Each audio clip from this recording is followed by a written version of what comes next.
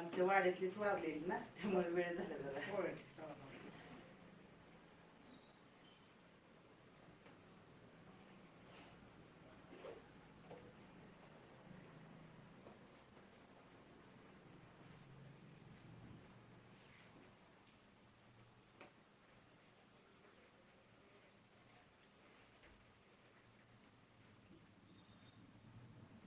Close करू का?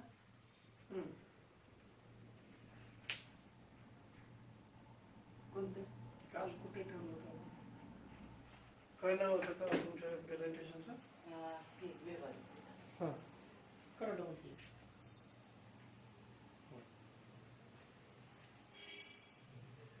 हे क्लोज करा.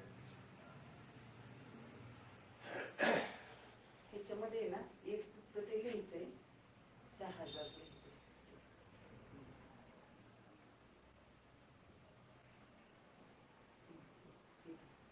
करा डबल क्लिक. नाही तिथे नाही. किती नंबर लागतो पण का किती कुठे लिहायचं का? 12.5 आणि 6,000 रुपयांचे 5 वर्षाचे सगळे.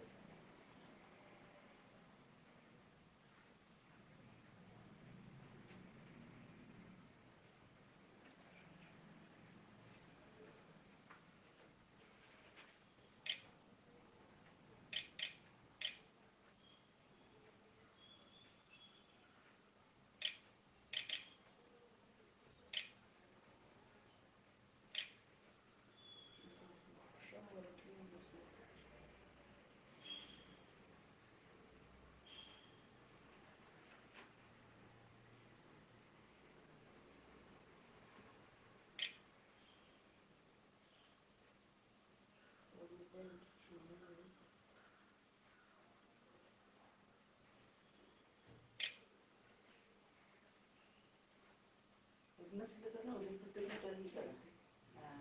जागा तशीच ठेवा. मग तिथं मी घेईन. पेनने लिहा. नाही.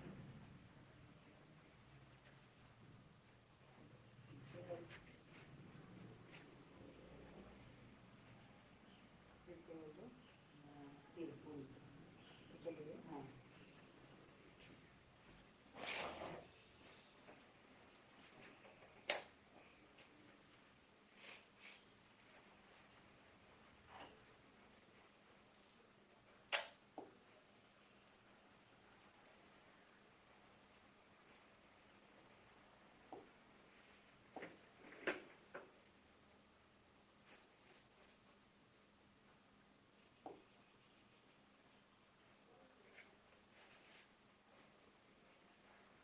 कधी चालू?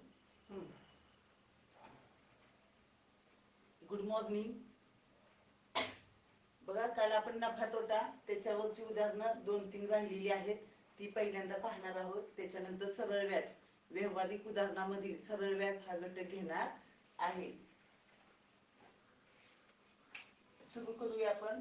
बघा, ओमने 25% नफा घेऊन एक वस्तू जयला 550 रुपयांस विकली, तर ओमने ती वस्तू किती रुपयाला खरेदी केली असेल?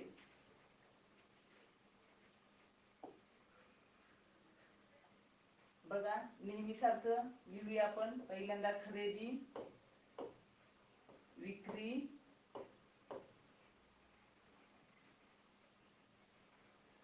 आणि इथं काय सांगितलंय? नफा.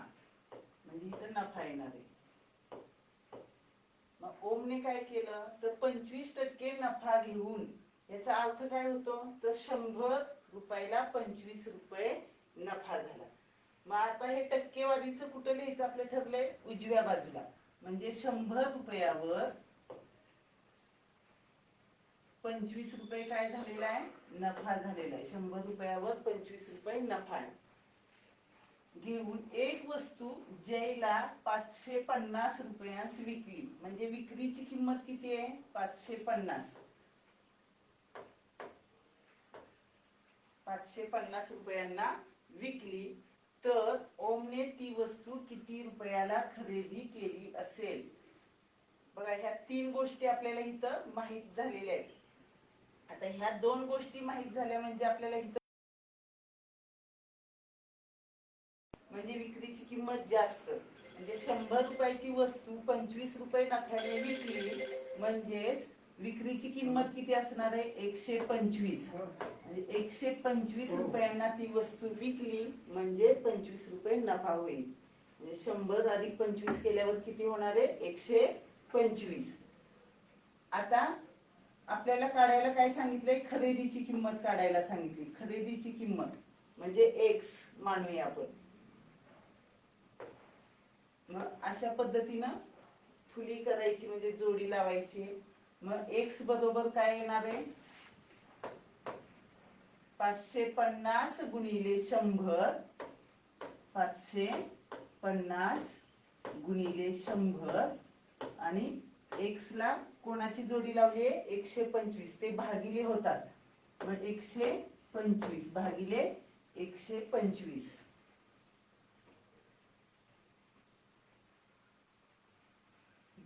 आता बघा 25च्या पाड्यात 125 आहेत आणि 100 आहेत. मग आपण 25 ने 125 ला भाग लावूया. 25 चोक 25 पाचा 125. 25 पाचा 125 आणि 25 चोक 100. आता ह्या 5 ने 550 ला भाग लागेल. एकक स्थानी 0 आहे त्यामुळे. मग 5 एके 5, 5 एके 5, 5 एके 5, 5 0 0. मग 110 गुणिले 4 करूया आपण. 4 0 0 आणि 11 चोक 44 किंवा 4 एके 4, 4 एके 4 केलं तरी चालेल. म्हणजे 440 रुपये ही खरेदीची किंमत झाली. आपलं उत्तर काय आलं 440 रुपये.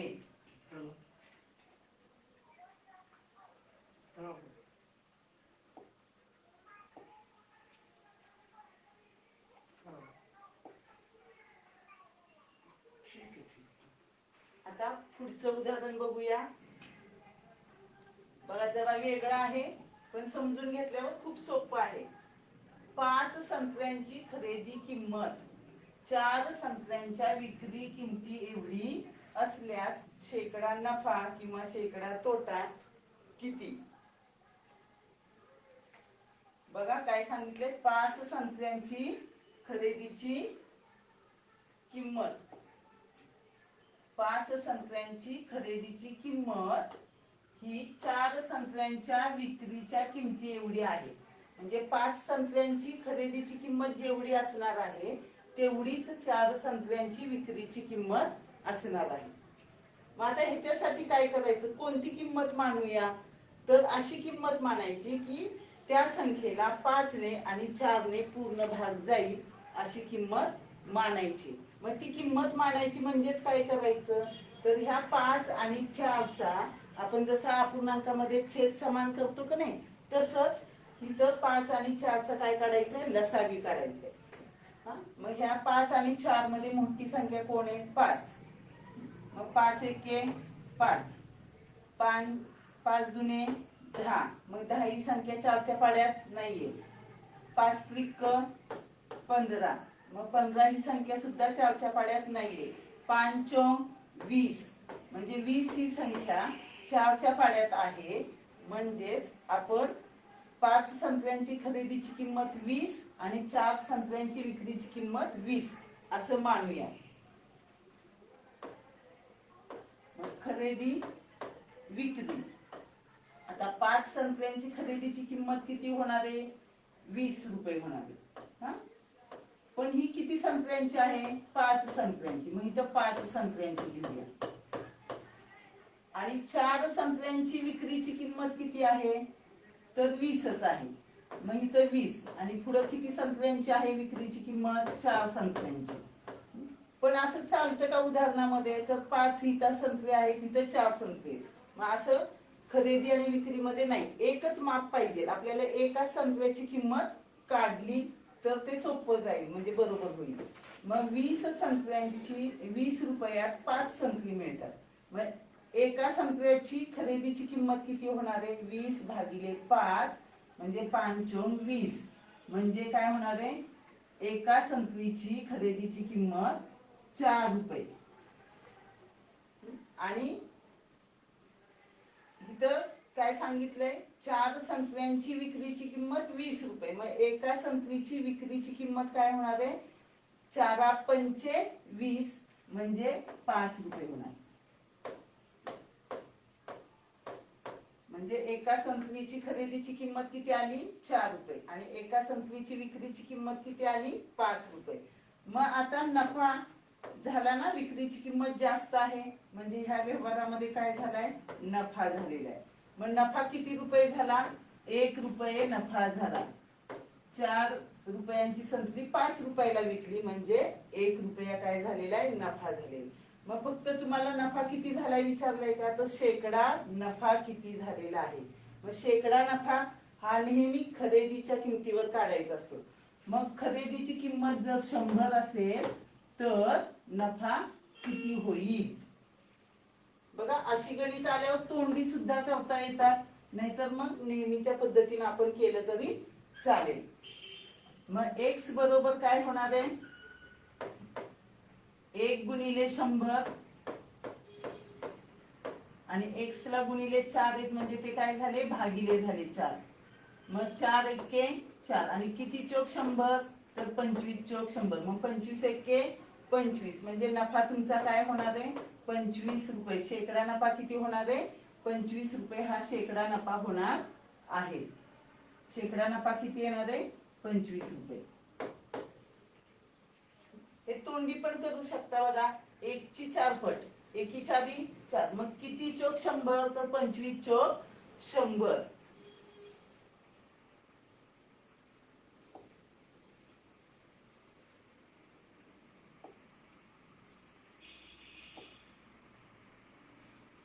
बघा, सरावासाठी अजून एक गणित त्याच पद्धतीचं घेऊया.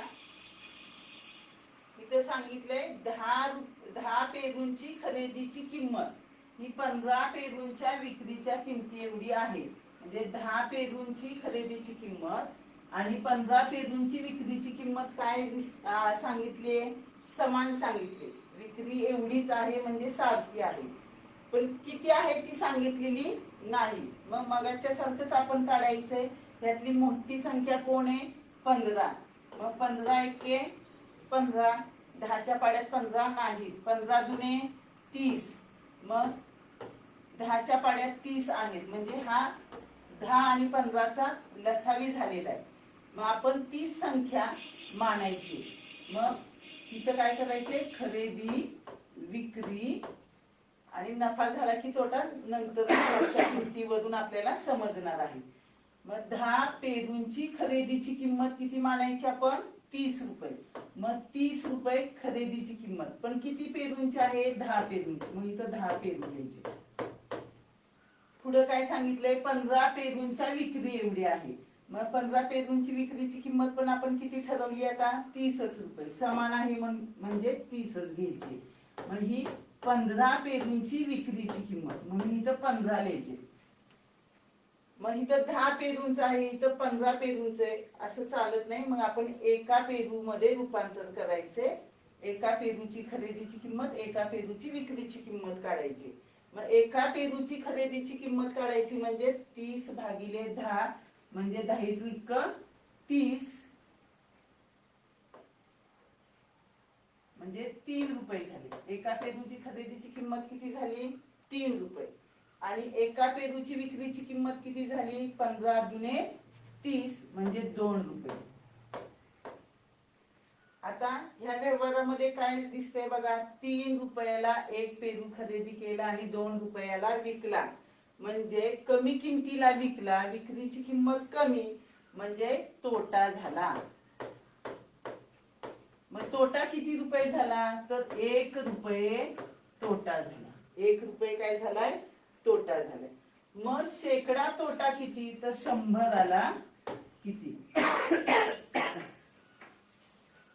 तोटा विचारलाय म्हणून तोट्याच्या पुढं x आणि शेकडा विचारलाय म्हणून 100 x रुपये तोटा झाला.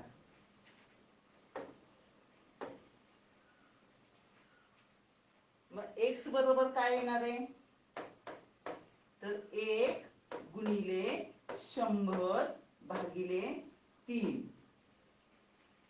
आता 100 ला 3 ने पूर्ण भाग लागत नाही, पण आपण दशांश चिन्हापर्यंत भाग लावून इथं शेकडा तोटा काढू शकतो. मग 3 एके 3, 3 त्रिक 9 आणि 1 राहिला, पुन्हा 3 त्रिक 9, पुन्हा 10 मधून 1 गेला. आता पुढे दशांश चिन्हाच्या पुढे 0 घेऊ शकतो आपण.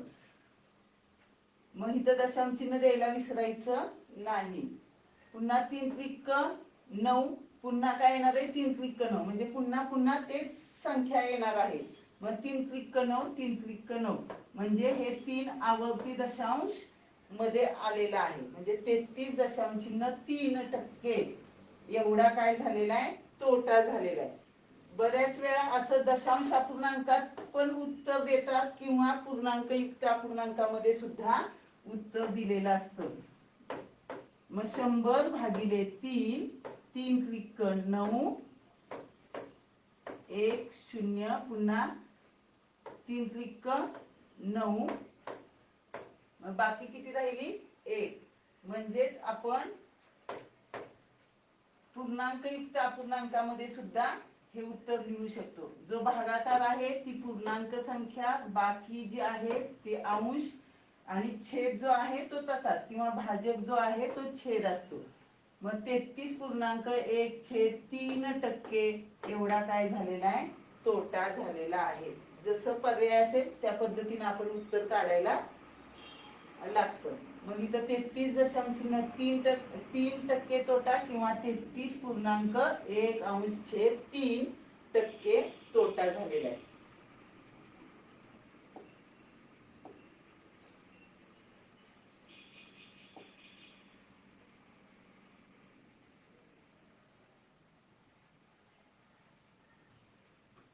बघा, अशा पद्धतीने आपला नफा तोटा हा उपघटक संपलेला आहे. आता व्यवहारी उदाहरणामध्ये तिसरा जो महत्वाचा घटक आहे तो सरळ व्याज. दैनंदिन जीवनामध्ये हे महत्वाचंच आहे सरळ व्याजामध्ये, कारण का बँक खूप महत्वाची असते. आपण बचत केलेली जी रक्कम आहे ती बँकेमध्ये ठेवतो, किंवा बँक आपल्याला बचत करण्यासाठी ठेवण्यासाठी ती बँक उपलब्ध असते, किंवा ज्यावेळेस अडीअडचणीला आपल्याला पैसे हवे असतात त्यावेळेस सुद्धा बँक आपल्याला पैसे देते. मग त्याच्यामध्ये कोणकोणते शब्द येतात त्याचा आपण अभ्यास करणार आहोत. सरळ व्याज. आता आपण बँकेमध्ये जी व्यक्ती पैसे ठेवते, रक्कम ठेवते, तिला आपण ठेवीदार म्हणतो. काय म्हणतो, ठेवीदार. मग बँकेत आपण ठेवलेली रक्कम तिला मुद्दल असं म्हणतात. आणि काही वेळेस आपल्याला अडचण असते त्यावेळेस आपण बँकेतून कर्ज घेतो, मग ती कर्जाऊ रक्कम किंवा बँकेकडून कर्ज घेतलेली रक्कम तिला मुद्दल असं म्हणतात. बघा, मुद्दल मध्ये काय येतं, आपण बँकेत ठेवलेली रक्कम तिला सुद्धा मुद्दल म्हणतो, आणि कर्जाऊ घेतलेल्या रकमेला सुद्धा मुद्दल म्हणतात. आता ती रक्कम जी आहे ती किती कालावधीसाठी ठेवलेली आहे तिला आपण मुदत म्हणतो, किंवा कालावधी म्हणतो, किंवा काळ असं सुद्धा म्हणतो. आता त्यानंतर बँक काय करते, आपण बँकेत रक्कम ठेवल्यानंतर ती आपल्याला रक्कम ठेवल्याबद्दल जो मोबदला देते तिला म्हणायचं सरळ व्याज. त्या रकमेला काय म्हणायचं, सरळ व्याज. बँकेत आपण रक्कम ठेवल्यावर जो मोबदला मिळतो त्याला सरळ व्याज म्हणतात. म्हणजे आपण जर बँकेमध्ये 500 रुपये ठेवले तर बँक आपल्याला एका वर्षानंतर 50 रुपये जर जास्त देत असेल किंवा 20 रुपये जास्त देत असेल तर आपण काय म्हणणार, तो 500 रुपयावर आपल्याला 50 रुपये जादा जो मोबदला दिलेला आहे तो झाला सरळ व्याज. किंवा बँकेमधून आपण 500 रुपये कर्जाऊ घेतले आणि बँकेत आपण कर्ज फेडताना फक्त 500 रुपये नाही आपण देत बँकेला, तर त्याच्यापेक्षा जास्त रक्कम आपण देतो, त्यालाच काय म्हणायचे, सरळ व्याज. म्हणजे दिलेला बँकेतून घेतलेली कर्जाऊ रक्कम त्याच्यावर सुद्धा आपण काय करतो, बँकेला जादा मोबदला देतो. त्या मोबदल्याला सरळ व्याज असं म्हणायचंय. आता हा सरळ जो व्याज आहे ते कशावर ठरलं जातं? बघा, बाजारात गेल्यावर आपण म्हणतो ना 60 रुपये किलो वांगे आहेत असं म्हणतो, म्हणजे प्रत्येकाचा भाव ठरलेला असतो. तसंच ह्याच्यामध्ये सुद्धा दर ठरलेला आहे. मग तो दर कसा ठरलेला असतो, तर एका वर्षासाठी असतो. दर साल म्हणजे एका वर्षासाठी 100 रुपयांवर म्हणजे दर शेकडा असा ठराविक दर ठरलेला असतो. त्यालाच आपण काय म्हणतो, दर. मग दर साल दर शेकडा. मग दर साल दर शेकडा 8 दराने. याचा अर्थ काय होणार आहे, तर एका वर्षासाठी 100 रुपयावर 8 रुपये काय मिळणार आहे, दर मिळणार आहे. म्हणजे आपण बँकेमध्ये जर 100 रुपये ठेवले तर एका वर्षानंतर आपल्याला बँक 8 रुपये जादाचा मोबदला म्हणजे व्याज देणार आहे. मग त्याला 8 रुपये हा काय झाला, दर झाला. म्हणजे 108 रुपये आपल्याला मिळणार आहे. मग 8 रुपये हा दर झाला. दर साल दर शेकडा 10 दराने. याचा अर्थ काय होणार आहे, एका वर्षासाठी 100 रुपयावर 10 रुपये व्याजाचा दर आहे. मग एका वर्षासाठी 100 रुपयावर व्याजाचा दर 10 रुपये आहे, तर 500 रुपयावर किती असणार आहे? लगेच तुम्ही म्हणाल 100 रुपयाला 10, तर 500 रुपयाला किती असणार आहे? 10 पाचा 50. म्हणजे ते पटीत वाढत जातं. मग हे पटीत वाढत जातं. मग ते पटीत काय काय वाढणार आहे, दर पण वाढणार आहे. तुमची मुदत जर 2 वर्ष असेल तर पुन्हा 10 पाचा 50 केलं, मग 2 वर्षासाठी पुन्हा 50 दुने 100 होणार आहे. मग हे सगळं काढण्यासाठी एक सूत्र आहे आणि ते खूप सोपं सूत्र आहे. ते सूत्र जर लक्षात ठेवलं तर कोणतंही गणित त्या सूत्राद्वारे आपल्याला सोडवता येईल. ते सूत्र कोणतं आहे, तर सरळ व्याज बरोबर म-द-क भागिले 100. म्हणजे म म्हणजे काय, मुद्दल. द म्हणजे दर. आणि आता इथं पण मुद्दल आहे, इथं पण मुदत आहे. मग इथं डबल डबल ते म आलेला आहे. म्हणून इथं आपण काय घ्यायचंय, दुसरा शब्द कालावधी घ्यायचाय. मुदतीलाच कोणतं घेतलंय, कालावधी. मग ते कालावधी मधला हा क इथं घेतलेला आहे. म्हणजे मुद्दल गुणिले दर गुणिले कालावधी भागिले 100. मग आपल्याला काय निघणार आहे, सरळ व्याज निघणार आहे. हे सूत्र फक्त लक्षात ठेवायचे. मग तुम्हाला दर विचारू देत, मुद्दल विचारू देत किंवा कालावधी विचारू देत, ह्याच सूत्रामध्ये संख्या घालून आपल्याला उदाहरणं सोडवायची आहेत. वेगळं सूत्र पाठ करण्याची गरज नाही. आता बँकेमध्ये जर आपण काही रक्कम ठेवली आणि काही वर्षानंतर ना आपण ती रक्कम घ्यायला गेलो तर आपल्याला काय देते, बँक ठेवलेली रक्कम आणि व्याज असं मिळून एकूण रक्कम आपल्याला मिळते. मग ती एकूण रक्कम, त्या एकूण रकमेलाच काय म्हटलं जातं, रास असं म्हटलं जातं. म्हणजे रास म्हणजेच काय, तर मुद्दल अधिक व्याज. कर्जाऊ जर आपण रक्कम घेतली तर आपण कर्जाऊ घेतलेली रक्कम आणि व्याज असं मिळून बँकेला आपण कर्ज फेडण्यासाठी तेवढी रक्कम द्यावी लागते. मग त्या एकूण रकमेला काय म्हणायचे, रास म्हणायचे.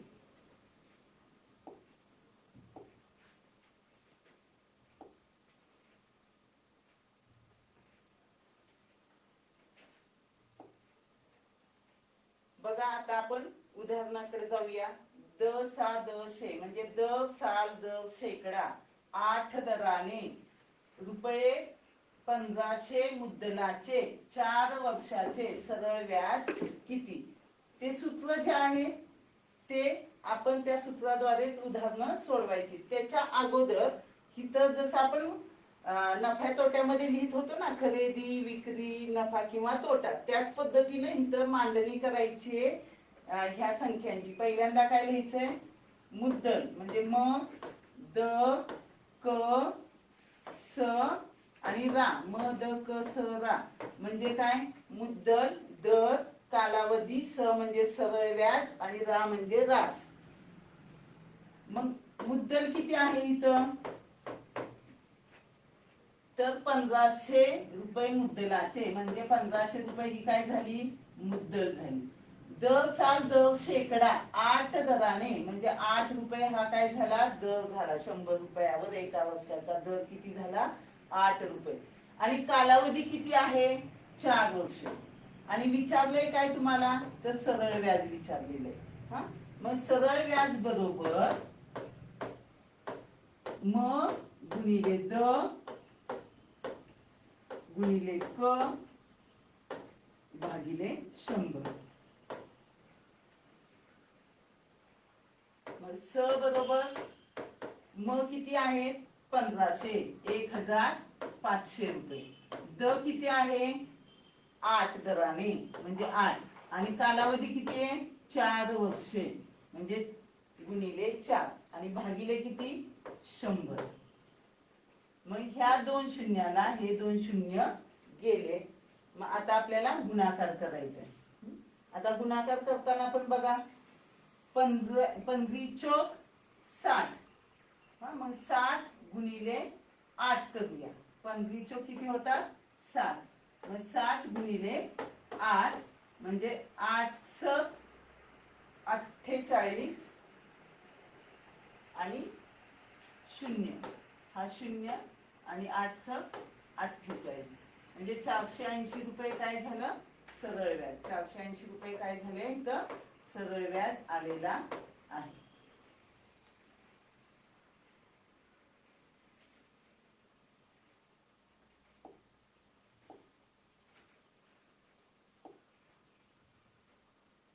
आता दुसरं गणित घेऊया. दर साल दर शेकडा 12.5 दराने 600 रुपयांचे 5 वर्षाचे सरळ व्याज किती. दरवेळेस पूर्णांकामध्ये संख्या येईल असं काही नाही. 12.5 8.5 असं दर असतात. 6.25 असे सुद्धा दर असतात. मगाच्या सारखंच करूया. म द क स. काय काय वेळेस एकूण रक्कम विचारली तर रास आपण घेऊ शकतो, पण इथं सरळ व्याज विचारलंय, मग फक्त सरळ व्याजापर्यंतच लिहिलेलं आहे. मग म किती आहे, तर 6000 रुपये. दर किती आहे, 12.5. मग आता 12.5 दशांश चिन्हामध्ये लिहिण्यापेक्षा जर असं लिहिलं तर तुम्हाला गुणाकार करायला सोपं जातं. 12.5 म्हणजे आपल्याला 125 न मग त्या संख्यांना गुणावं लागेल आणि खूप वेळ जाईल. मग 12.5 असे लिहायचे. मग त्याचं अपूर्णांकामध्ये रूपांतर करूया. 12 दुने 24, 24 आणि 1 25. मग 25/2 रुपये आणि 5 वर्ष. कालावधी किती दिलाय, 5 वर्ष. मग आता आपल्याला सरळ व्याज काढायचंय. मग सरळ व्याज बरोबर, आता परीक्षेत प्रत्येक वेळेस सूत्र लिहित बसायचं नाही. एकदा माहित झालं की लगेच आपण संख्या मांडूया. मग 6000 द किती आहे, 25/2. आता बघा 25/2 असं सुद्धा लिहिता येतं आपल्याला, किंवा 25 इथं लिहून खाली 2 सुद्धा लिहिता येतील. पण इथं पुन्हा अंश आणि छेद आणि पुन्हा आपल्याला खाली 100 येणार आहेत, है की नाही. मग गोंधळ उडतो, कारण का आता हा नवीन घटक तुम्हाला 5वीला आत्ता आहे.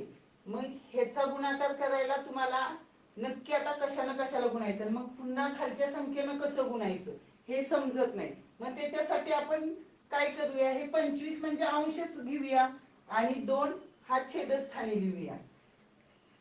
असं लिहिलं तरी चालतं, किंवा 25/2 म्हणजे 25 वर अंशस्थानी लिहूया आणि छेदस्थानी 2 लिहूया. पण इथं भागिले 100 आहेत ना, त्याला मात्र मध्ये गुणिले चिन्ह द्यायचं आठवणीनं. मग 25/2 असं लिहिलं तरी चालू शकतं. म्हणजे तुम्हाला अपूर्णांकाचा गुणाकार भागाकार करायला शिकलाय की नाही, मग ते सोपं जाईल. मग कालावधी किती आहे, 5 वर्ष. मग गुणिले 5. मग आता ह्या 2 शून्याला हे 2 शून्य गेले. आता ह्या 2 ने 60 ला भाग लागतोय, समसंख्या आहे 60, त्यामुळे मग बे एके बे, आणि किती दुने 60 तर 30 दुने 60, मग डायरेक्ट 30 लिहिले तरी चालू शकतात. आता ह्यांचा गुणाकार करूया. 30 गुणिले 25 अधिक 5, मग ह्यांचा गुणाकार करताना पण सोप्या पद्धतीने कोणता गुणाकार होईल ते आपण बघू शकतो. मग 30 5 150 होतात. मग 150 गुणिले किंवा 25 5 75 म्हटलं तरी चालू शकेल.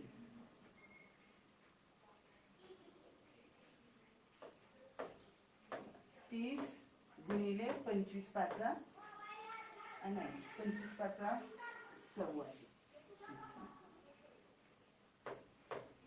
125, 125, 25 5 किती होतात 125.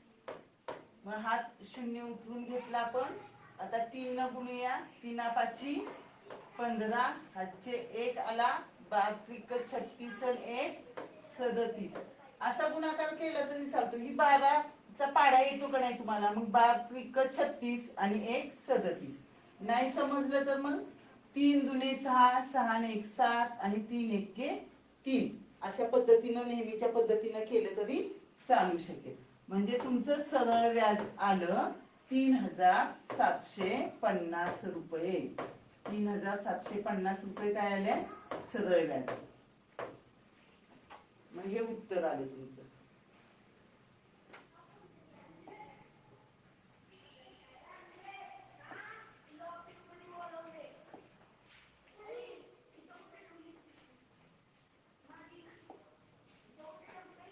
आता पुढे बघूया. द सा दशे म्हणजे द साल 10 शेकडा 8.5 दराने 12,000 रुपयांचे 3 महिन्याचे सरळ व्याज किती?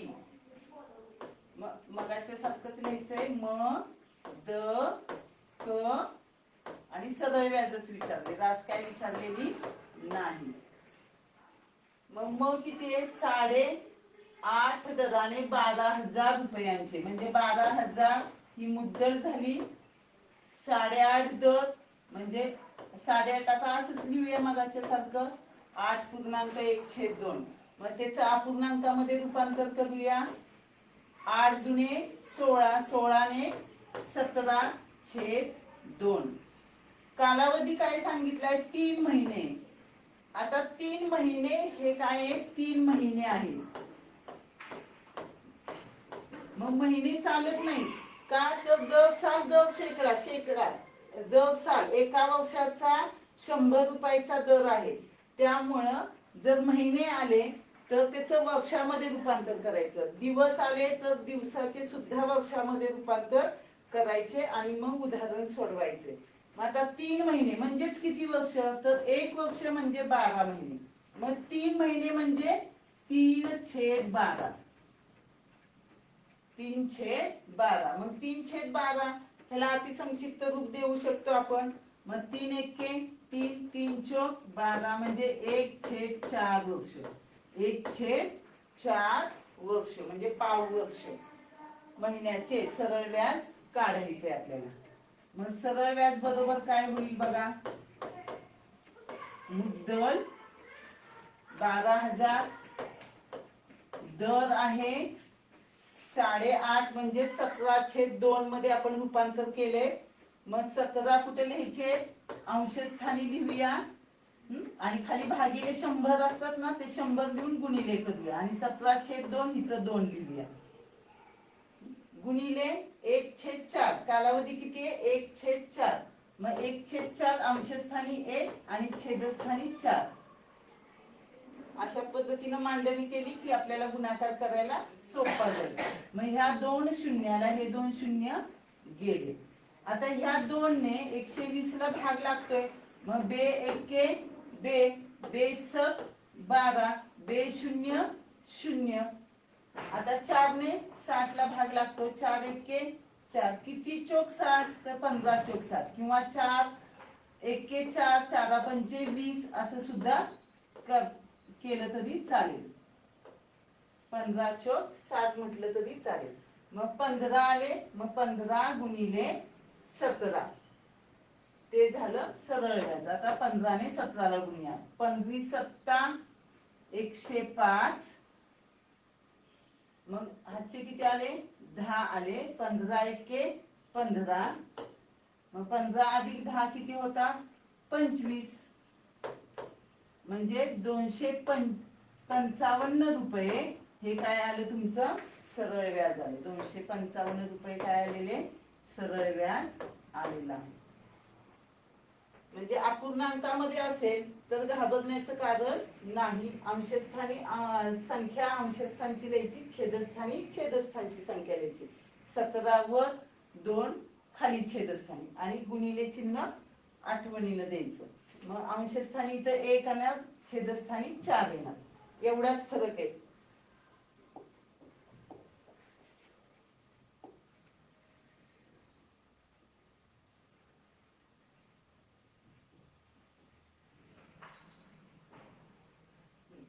आता आतापर्यंत आपण काय केलं? सरळ व्याज काढत होतो. आता मधल्या आदल्या जर विचारलं, दर विचारला, कालावधी विचारला, मुद्दल विचारली तर कशी उदाहरणं सोडवायची ते सुद्धा आपण पाहूया. दर साल दर शेकडा किती दराने 15,000 रुपयांचे 3 वर्षाचे सरळ व्याज 3,150 रुपये होईल. म्हणजे इथं आपल्याला काय काढायला सांगितलंय? दर काढायला सांगितलेला आहे. म, द, क आणि स. मग म किती आहे? 15,000 रुपये. दर काढायला सांगितलाय, मग तो एक्स मानूया. कालावधी किती सांगितलाय? 3 वर्षाचे. मग 3 वर्षाचे. सरळ व्याज दिलेला आहे 3,150 रुपये. सूत्र आहे तसंच ठेवायचं आहे. बघा, स बरोबर म द क भागिले 100. आता स दिलेला आहे 3,150. म आहे 1,500 रुपये. द म्हणजे एक्स मानून नाही तर द ठेवलं तरी चालतं. एक्स लिहूया. आता एक्स घेतलाय तर. आणि क कालावधी किती आहे? 3 वर्ष भागिले 100. मग या 2 शून्याला हे 2 शून्य गेले. मग आता एक्स ला गुणिले कोण कोण आहे? 15 आणि 3. मग 15 त्रिक 45 करण्यापेक्षा 45 न पुन्हा इकडे आल्यावर भागावं लागेल. म्हणून एक्स ला जे गुणिले आहेत ना ते तसेच ठेवायचे. आता बघा इथं काय झाले? 3,150 बरोबर 15 गुणिले एक्स गुणिले 3 असं आलेले आपले. मग एक्स ला जे गुणिले आहेत तिकडे आल्यावर काय होतात? भागिले होतात. मग भागिले होतात म्हणजेच 15 त्रिक 45 न करता 15 गुणिले 3 इकडे आणले तरी चालू शकतात. मग 3,150 भागिले 15 गुणिले 3. मग आता आपल्याला 3 ने पण भागता येईल आणि 15 ने सुद्धा भागता येईल. बघा 3 ने अगोदर भागूया. 3 ची कसोटी काय सांगते? अंकांची बेरीज करा. त्याला 3 ने भाग लागला तर 3 ने पूर्ण भाग जाईल. मग 3 आणि 1 4, 4 आणि 5 9 होतात. म्हणजे 9 ह्या संख्येला 3 ने भाग जाते. म्हणजे ह्या संख्येला 3 ने भाग जाईल. 3 एके 3, 3 एके 3. आता 1 ला भाग लावायचा आहे. 3 शून्य 0.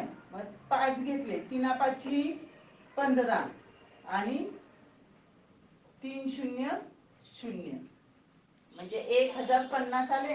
आता 15 न भागूया. मग 15 एके 15 आणि 15 सत्ता 105 आणि 15 शून्य 0. नाही चुकलं आपलं. इथं 15,000 आहेत ना, इथं 1500 लिहिलं त्यामुळे चुकलं. इथं काय येणार आहे? 2 शून्य. म्हणजे इथं आपल्याला 150 येणार आहे. मग ह्या शून्याला हे शून्य गेले. परत करूया आपण.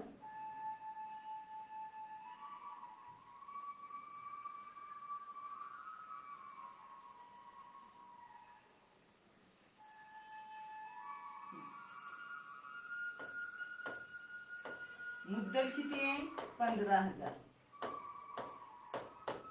दर एक्स मानलाय, कालावधी 3 भागिले 100. मग ह्या 2 शून्याला हे 2 शून्य गेले.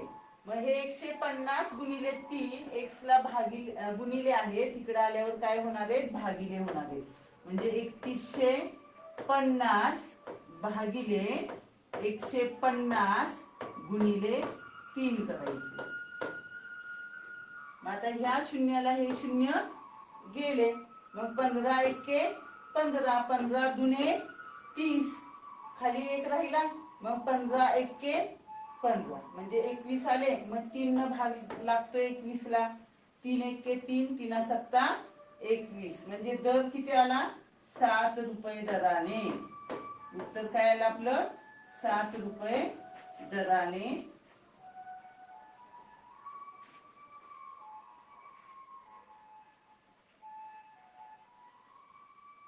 बघा, लक्षपूर्वक करावं लागतं, नाही तर शून्याचा घोळ झाला की हे चुकतंय गणित लगेच.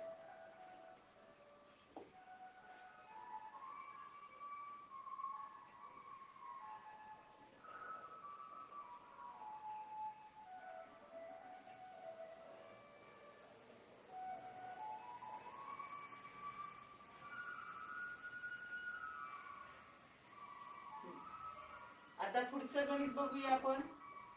बँकेकडून दर साल दर शेकडा 12 दराने 25,000 रुपये कर्जाऊ घेतले तर किती वर्षानंतर परतफेड करण्यासाठी 34,000 रुपये बँकेला द्यावे लागतील?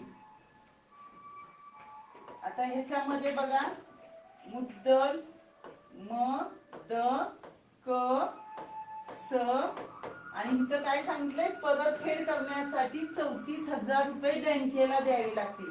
म्हणजे 34,000 हे काय झाली? रास झालेली आहे.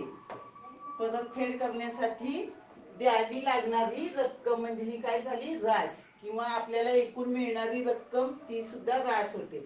आता ही कर्जाऊ घेतलेली रक्कम आहे. किती रुपये कर्ज घेतलेले आहे? 25,000 रुपये कर्ज घेतलेलं आहे. मग 25,000 काय झाले? मुद्दल झाली. दर साल दर शेकडा 12 दराने म्हणजे 12 रुपये दर झालेला आहे. कालावधी किती वर्षानंतर म्हणजे कालावधी इथे विचारलेला आहे. आणि परतफेड करण्यासाठी 34,000 रुपये बँकेला द्यावे लागतील. मग ही जी रक्कम आहे ती रास आहे 34,000. म्हणजे आपल्याला सरळ व्याज दिलेलं नाही. मग रास माहित असेल तर रास आणि मुद्दल माहित आहे म्हणजे सरळ व्याज काढू शकतो. बघा, रास म्हणजेच काय असतं? मुद्दल अधिक सरळ व्याज म्हणजे रास येते. मग सरळ व्याज काढायचं असेल तर काय करणार? तर रास मधून मुद्दल वजा केली की सरळ व्याज निघेल. म्हणजे 34,000 वजा 25,000. 34,000 वजा 25,000 केले की आपल्याला काय निघणार आहे? सरळ व्याज मिळणार आहे. मग वजाबाकी करूया. 3 शून्यातून 3 शून्य गेले, 3 शून्य इथं राहणार आहे. 34 मध्ये 25 गेले किती येतात? 9 येतात. हा, म्हणजे 9,000 ही काय झालं? सरळ व्याज. 9,000 रुपये काय मिळालं आपल्याला? सरळ व्याज. मग इथं म द क स ह्याच्यामधले 3 गोष्टी मिळाल्या की आपल्याला चौथी गोष्ट काढता येते. मग स बरोबर काय? 9,000. मग इथं 9,000 लिहायचे. मुद्दल किती दिलेली आहे? 25,000. दर 12, कालावधी काढायचा आहे, कालावधी एक्स मानलाय आपण आणि भागिले 100. मग ह्या 2 शून्याला हे 2 शून्य गेले. मग आता मगाच्या सारखंच करूया. हे 250 गुणिले 12 इथं करत बसायचं नाही. एक्स ला गुणिले 250 गुणिले 12 आहेत ते इकडे आल्यावर काय होणार आहे? भागिले होणार आहे. म्हणजे 9,000 ला भागिले कोण करायचे? 250 गुणिले 12. मग ह्या शून्याला हे शून्य गेले.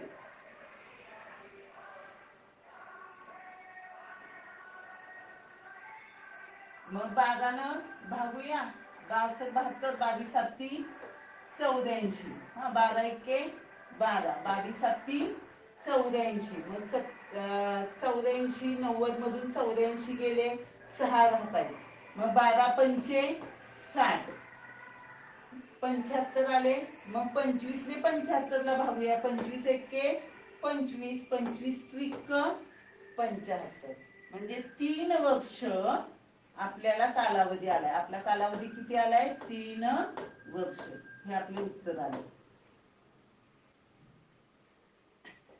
बघा, असा भाग आपल्याला उभा लावता आला पाहिजे. त्याचं प्रॅक्टिस जेवढं जास्त होईल तेवढं स्पीड वाढणार आणि कमी वेळात जास्त उदाहरणं आपल्याला परीक्षेमध्ये सोडवता येतील.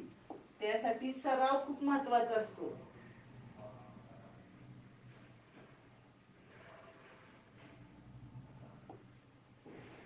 आता पुढचं गणित बघा. दर साल दर शेकडा 12 दराने किती रकमेवर 6 वर्षात 3600 रुपये व्याज होईल. म्हणजे इथं आपल्याला मुद्दल काढायला सांगितलेली आहे. म, द, क आणि स. दर साल दर शेकडा 12 दराने म्हणजे दर किती सांगितलाय? 12 रुपये. किती रकमेवर? रक्कम सांगितली नाही, ती एक्स मानूया.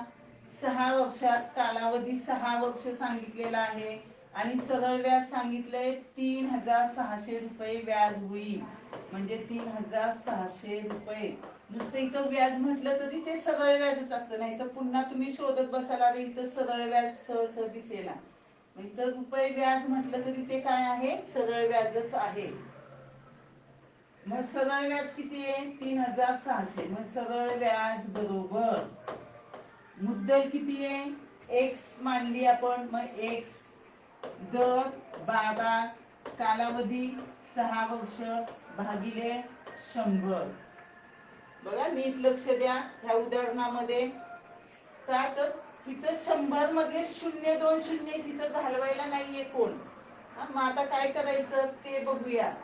मग एक्स ला एक एक आपण घेऊया. उदाहरणामध्ये काय असतं गणिताच्या? इथं भागिले असेल तर पलीकडे गेल्यावर गुणिले होतात, गुणिले असेल तर इकडे आल्यावर भागिले होतात. हे फक्त लक्षात ठेवायचं. बेरीज असेल तर वजाबाकी होते आणि वजाबाकी असेल तर बेरीज होते. मग आता 36 इथं लिहूया आपण. आता एक्स ला हे 100 काय दिसत आहेत? भागिले दिसत आहेत. म्हणजे इकडे आल्यावर काय होणार आहेत? गुणिले. मग लगेच गुणिले 100 करूया. म्हणजे 100 आले इकडे.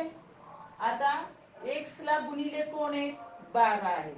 मग 12 आहेत म्हणजे इकडे आल्यावर काय होणार आहे? भागिले 12. इथं गुणिले 6च आहेत म्हणजे इथं पण भागिले 6 होणार आहेत. म्हणजे 12 गुणिले 6 हे मगाच्या उदाहरणामध्ये आपण केलेले. फक्त 100 हे भागिले, तर इकडे आल्यावर काय करायचे? आपल्याला गुणिले करायचे आहेत. आता भाग लावूया. आता 12 ने 3600 ला भाग लागतोय. 12 एके 12, 12 त्रिक 36, 12 0 0 आणि 12 0 0. 300 आले. आता ह्या 6 ने 300 ला भाग लागतोय. 6 एके 6, 6 पंचे 30 आणि 6 0 0 म्हणजे 50 गुणिले 100. मग 1 2 3 0 उचलून घ्यायचे आणि 5 एके 5 म्हणजे 5000 रुपये ही झाली तुमची मुद्दल. मुद्दल किती झाली? 5000 रुपये. लक्षात काय ठेवायचं? हे भागिले 100 आहेत. मग ते भागिले तिकडे आल्यावर गुणिले करायचं. आणि हे माहितीच आहे, 12 गुणिले 6 एक्स ला गुणिले, तिथं आल्यावर काय होणार आहे? भागिले.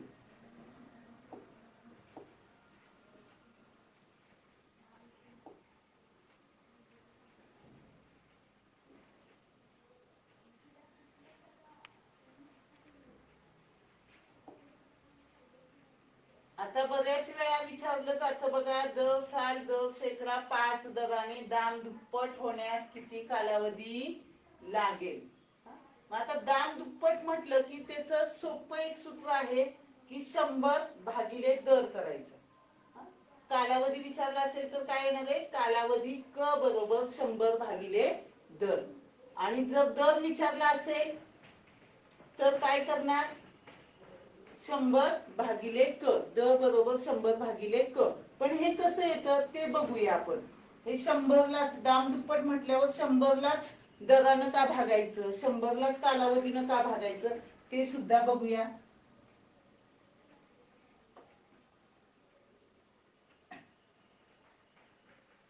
बघा आपण काय लिहितो? म, द, क आणि स. इथं सांगितलं नाहीये किती रकमेची, असं सांगितले का? मुद्दल दिलेला आहे का? नाहीये मुद्दल दिलेली. त्यावेळेस आपण काय करायचं? मुद्दल 100 पकडूया. मुद्दल किती मानूया? 100 रुपये मुद्दल मानायची. आता दर किती सांगितलाय? 5 रुपये दर सांगितलेला आहे.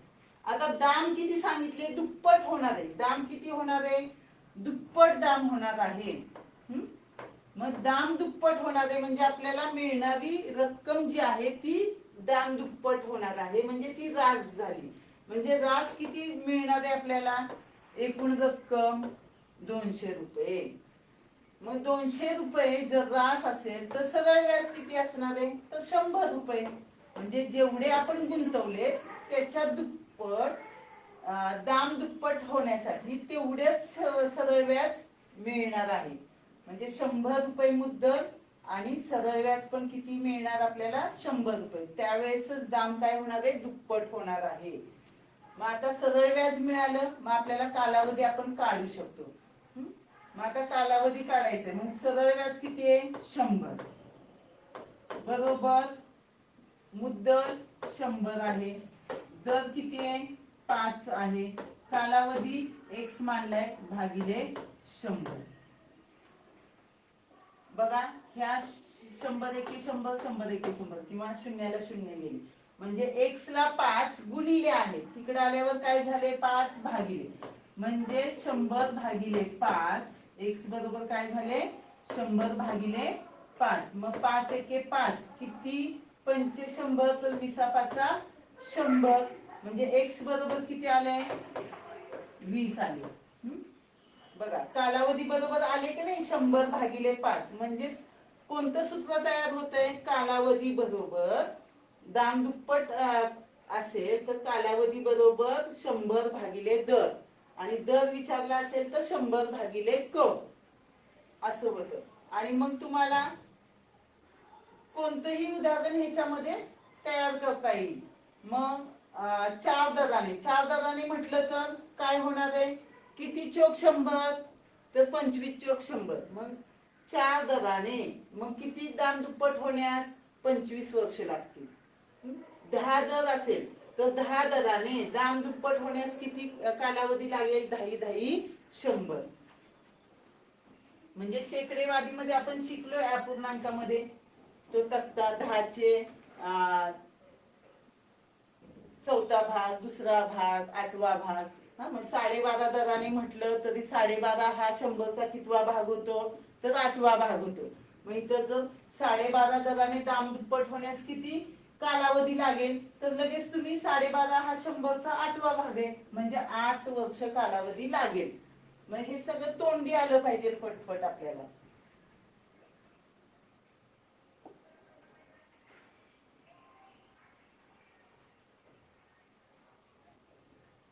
आता दर साल दर शेकडा. आता दरवेळेस दाम दुपटीच विचारतील असं नाही. हे पुढचं गणित आहे पण सांगते तुम्हाला. 9 दराने दाम 3.25 पट होण्यास किती कालावधी लागेल? म्हणजे एखादं गणित आपल्याला आलं ना, मग किती काठीने पातळीचं पुढचं गणित आलं तरी त्याच पद्धतीने सोडवलं तर आपल्याला सोडवता येतं. मग मगाच्या सारखं करूया आपण. मग द, क, स आणि रा. रा म्हणजे रास. मग इथं 9 दराने दाम 3.25 पट. मग आपण काय करायचंय? मुद्दल किती मानायचे? 100 रुपये मानूया. दर सांगितलाय 9 रुपये. आणि रास काय सांगितली? 3.25 पट रक्कम मिळणार आहे, होणार आहे, म्हणजे ती झाली रास. मग 100ची 3.25 पट, 100ची दुप्पट 200, 100ची 3 पट 300 आणि 100ची 3.25 पट किती होणार आहे? 325. 100ची 3.5 पट 350, 100ची 4.25 पट 375. मग हे तोंडी आलं पाहिजे आपल्याला. मग 100ची 3.25 पट म्हणजे 325. म्हणजे रास किती होणार आहे? एकूण रक्कम किती आपल्याला मिळणार आहे? 325. मग आपल्याला सरळ व्याज काढता येईल. ह्या रास मधून मुद्दल वजा केली की सरळ व्याज मिळतंय. मग 325 मधून 100 वजा केले की किती येणार आहे? 225. हे तोंडी उदाहरण आहे, त्यामुळं लगेच आपण लिहून टाकू इथं. आणि कालावधी काढायला सांगितलं. मग कालावधी किती झाला? एक्स कालावधी. मग स किती आहे? 225 आहेत बरोबर. मुद्दल किती आहे? 100. दर किती आहे? 9 आणि कालावधी एक्स भागिले 100. मग ह्या 100ला हे 100 गेले. मग एक्स ला गुणिले 9 आहेत. मग इकडे आल्यावर काय झाले? भागिले. मग 225 भागिले 9 बरोबर एक्स. मग 9 एके 9. किती 9? 225. तर 25 9 225.